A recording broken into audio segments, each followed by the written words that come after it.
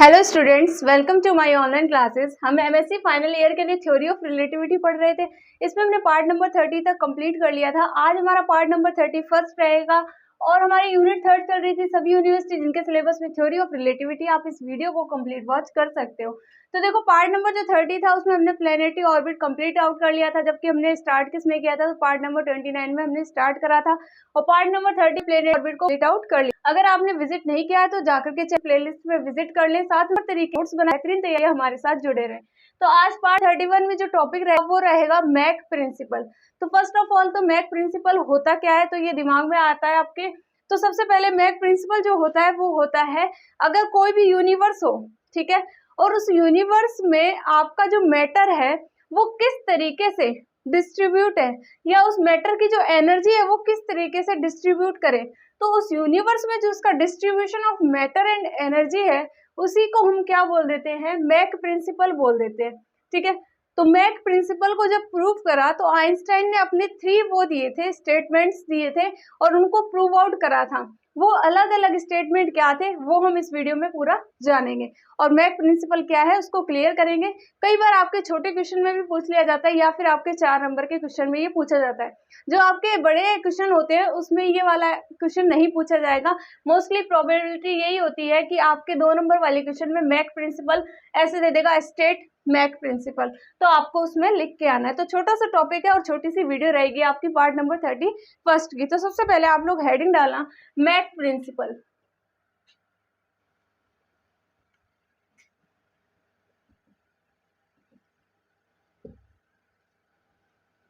लिखो इसमें Mac principal क्या होता है, तो according to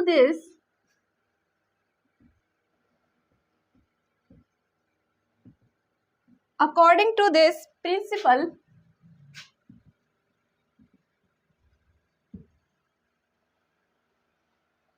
the local metrical behavior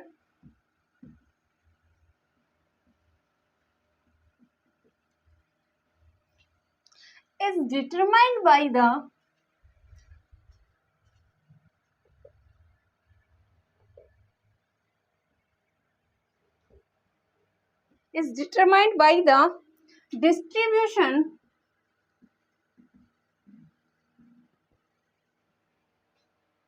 of matter and density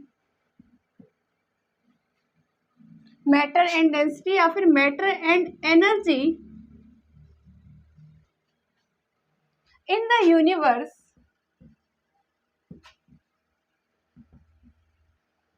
क्या कह रहा है, अकॉर्डिंग टू दिस प्रिंसिपल क्या कह रहा है, देखो, the local metrical behaviour is determined by the distribution of the matter and energy in the universe. तो यूनिवर्स में ई भी लगा लेना। देखो क्या होता है कि यूनिवर्स में किसी भी लोकल मेट्रिकल जो बिहेवियर है उसको डिटरमाइन कैसे करेंगे, तो उसके लिए जो यूनिवर्स होता है उसमें जो मैटर और एनर्जी का किस तरीके से क्या हुआ है, डिस्ट्रीब्यूशन हुआ है, तो उसी का जो हम एजुकेशन लेते हैं या फिर उसी का जो हम अध्ययन करते हैं वही क्या हमारे मैक प्रिंसिपल होता है। तो इसमें आगे लिखना आप लोग, this principle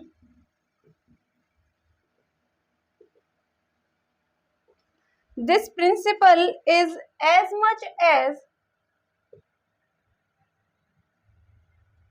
much as the geometry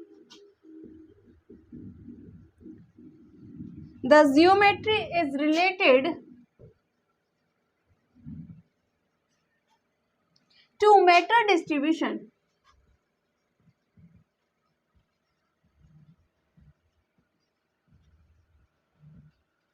क्या कह रहा है कि this principle is as much as the geometry is related to the matter distribution. इसका मतलब ये हो गया कि जो मैटर डिस्ट्रीब्यूशन है वो किस तरीके से होगा, तो उससे रिलेटेड जितने कुछ भी कॉन्सेप्ट है अपने वो सारे क्या है, मैक प्रिंसिपल के अंदर है। अब देखो इसके आगे क्या लिखना है, देखो, इन फैक्ट, अब कौन आएंगे, आइंस्टाइन आएंगे अपने 3 स्टेटमेंट लेके जो बताएंगे कि कब क्या क्या होता है। तो उस स्टेटमेंट को पहले लिखो, in fact Einstein could prove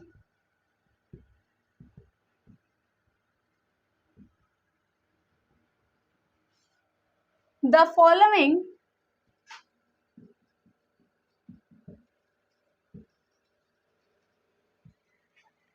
3 effects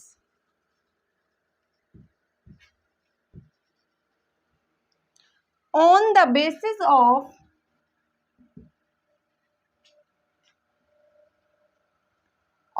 the field equation. In fact, Einstein could prove the following 3 effects on the basis of the field equation. तो field equation जो थी ना, लास्ट वीडियो अपनी 2-4 पार्ट से पहले वाली जो वीडियो थी उसमें फील्ड इक्वेशन के बारे में हमने पढ़ा था. अगर आपने वीडियो नहीं देखी तो वीडियो विजिट कर लें. साथ में अब क्या करा कि आइंस्टाइन ने अपने 3 इफेक्ट के बारे में बताया. वो 3 इफेक्ट क्या है? तो सबसे पहला इफेक्ट जो है वो है आपका लिखना inertia of a body increases when matter is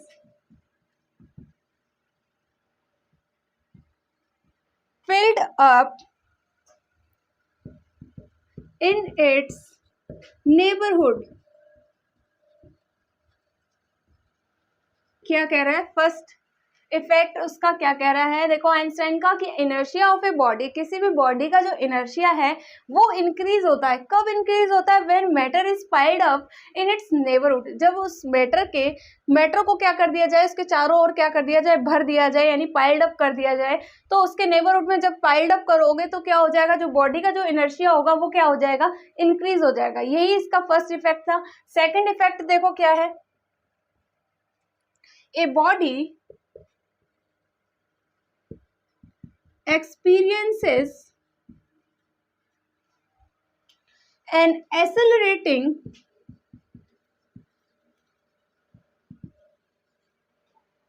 force when neighboring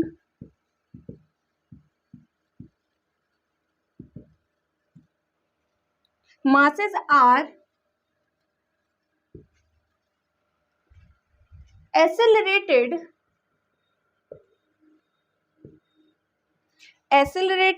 and the force has the same direction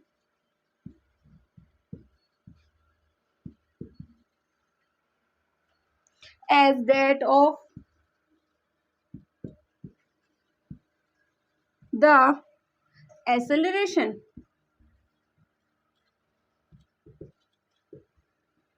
देखो क्या कह रहे हैं कि a body experiences an accelerating force. एक कोई बॉडी है वो एक्सपीरियंस करती है कोई एक्सेलरेटिंग फोर्स को, त्वरित बल को, when neighbouring masses are accelerated. जब उसके नेबरहुड में यानी उसके पड़ोस में, उसके आसपास में जितने भी मासेस होते हैं वो सारे कैसे होने चाहिए? एक्सेलरेटेड होने चाहिए, मतलब त्वरित होने चाहिए. And the force has the same direction as that of the acceleration. और जो उसके फोर्स की जो डायरेक्शन होती है वो एक्सेलरेशन की डायरेक्शन के बिल्कुल एग्जैक्टली सेम होती है. ये था इसका सेकंड इफेक्ट आइंस्टाइन का. थर्ड इफेक्ट क्या था वो भी देख लो. A rotating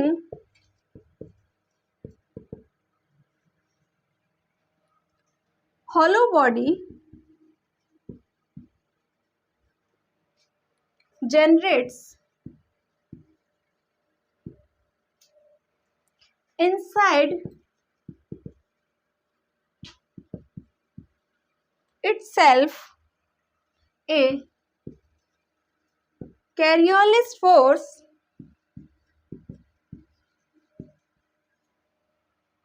and a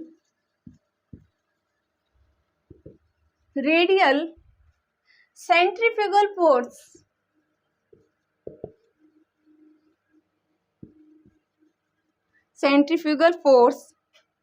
देखो क्या कह रहा है? ए रोटेटिंग हॉलो बॉडी, कोई एक हॉलो बॉडी है जो क्या कर रही है? रोटेट कर रही है. जनरेट इनसाइड इटसेल्फ एक कैरियोलिस फोर्स. वो खुद के अंदर क्या करती है? 2 फोर्स लगाती है. कौन कौन से? एक तो कैरियोलिस फोर्स और एक होता है आपका रेडियल सेंट्रीफ्यूगल फोर्स.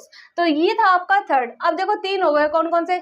सबसे पहले तो क्या था कि अपने पास में कोई भी अगर मैटर है तो उसमें क्या करा, मैटर जो फिल अप कर दिया हमने बॉडी के चारों ओर, तो उसकी बॉडी जो थी उसकी इनर्शिया में क्या हो गया, इंक्रीजमेंट हो गया। अब देखो अगर कोई बॉडी है जो कैसी है, एक्सेलरेटिंग है, तो उसके आसपास का जो मैटर है उसमें जो भी नेबरहुड में जितने भी मासेस हैं वो सारे क्या हो जाते हैं, एक्सेलरेटेड हो जाते हैं, और जो फोर्स होता है उसकी डायरेक्शन जो होती है वो सेम होती है, किसके, एक्सेलरेशन के सेम होती है। इसके बाद में थर्ड क्या था कि कोई भी अगर रोटेटिंग हॉलो बॉडी है वो क्या करती है, खुद के अंदर दो तरीके के फोर्स लगाती है। First of all that the Coriolis force and the second one is radial centrifugal force. तो ये तीन जो थे वो इफेक्ट थे किसके, आइंस्टाइन के, जो उन्होंने मैक प्रिंसिपल के बारे में दिए थे कि कोई भी यूनिवर्स है तो उसमें जो मैटर है और मैटर और एनर्जी जो है उसका डिस्ट्रीब्यूशन किस तरीके से होता है, वो अपना क्या होता है, मैक प्रिंसिपल। और उससे रिलेटेड तीन इफेक्ट अपन ने ये देख लिए। अब 2 लाइन और है वो लिखना आप लोग। These result confirm Mach principle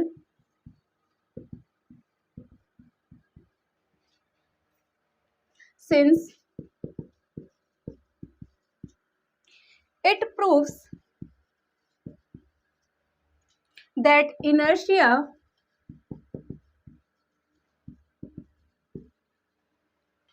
as well as inertial forces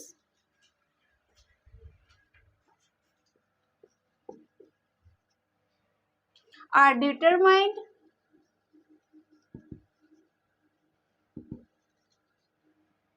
by